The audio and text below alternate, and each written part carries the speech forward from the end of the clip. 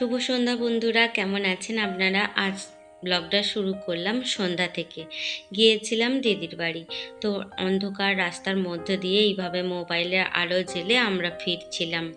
আর এই যে সারাদিন খুব মজা করে ক্লান্ত হয়ে সবাই মিলে ফিরছি। এখান থেকে কিছুটা দূর গিয়েই টোটো ধরবো। আসলে আর একটা উদ্দেশ্য ছিল, সেটা হলো এই যে মিষ্টির দোকানে আসা।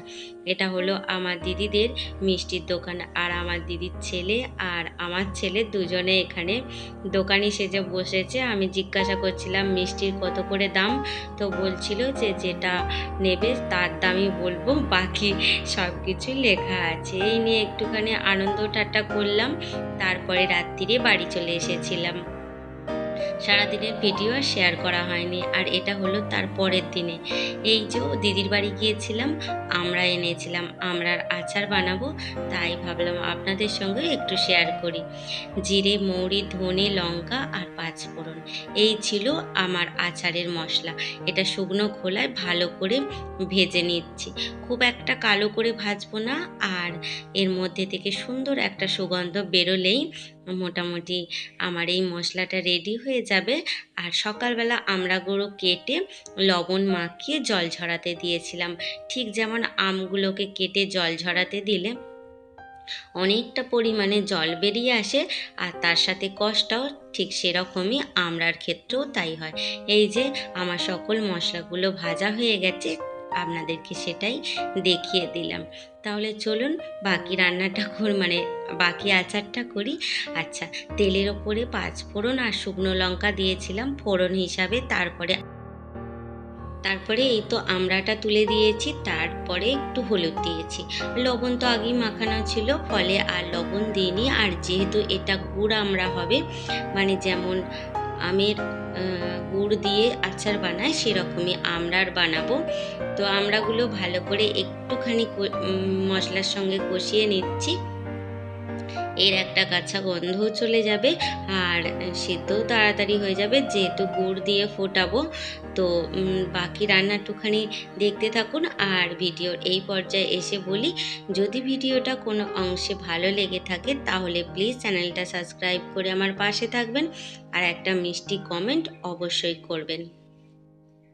তারপরে এই যে এখানে গুড় দিয়েছি, আসলে পরিমাণটা এই কারণে বলতে পারছি না, অনেকটা পরিমাণে আমরা নিয়েছিলাম আর আন্দাজ মতনই যতটা মিষ্টি হওয়া দরকার সেই হিসাবে গুড়টা নিয়েছি। আপনারা যদি বানান তাহলে আপনারাও আপনাদের আন্দাজ মতনই নেবেন, কেননা এটা টকের উপরে নির্ভর করছে যে কতটা মিষ্টির প্রয়োজন। বেশ অনেকক্ষণ ধরেই ফোটাচ্ছিলাম, একদম গাঢ় হয়ে এসেছে। আর বেশ কিছুক্ষণ নাড়াচাড়া করে এটাকে কিন্তু বন্ধ করে নেব। আর নামানোর আগে অবশ্যই তো ভাজা মশলাটা দেবই, তবে আর একটু শুকনো করে নামালে কী হবে, রোদ্দুরে দেওয়ার কোনো দরকার নেই। আসলে যতটা পরিমাণে পাক ভালো হবে, রোদ্দুরে দেওয়ার প্রয়োজনও পড়ে না। আমি তো এইভাবে আমের আচারও বানিয়েছিলাম, রোদ্দুরে দেওয়ার প্রয়োজন হয়নি। তবে 1 বছর আপনি এইভাবে আমড়ার আচার করে রেখে দিতে পারেন, কোনোই অসুবিধা হবে না।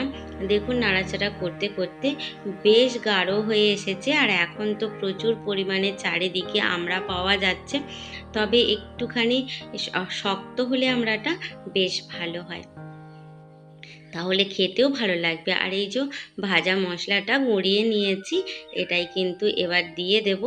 আর এটা গাঢ় হয়ে এসেছে, এবার দিয়ে দেব ভাজা মশলাটা। আর এই সময় করে রাখলে সারা বছর খাওয়া যাবে। আর আমার যে জাততো দিদি এসেছে, সেও বলেছে একটু নিয়ে যাবে। তো যাই হোক, সব মিলিয়ে এখানে আমার আচারটা রেডি হয়ে গেছে।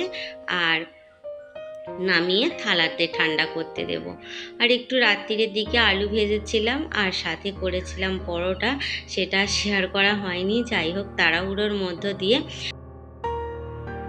তাহলে কেমন লাগলো আমড়ার আচারটা অবশ্যই কমেন্টে জানাবেন, আর অবশ্যই একবার করে খাবেন, ভীষণ ভালো লাগবে। আজকের মতো আসি, দেখা হবে আবার।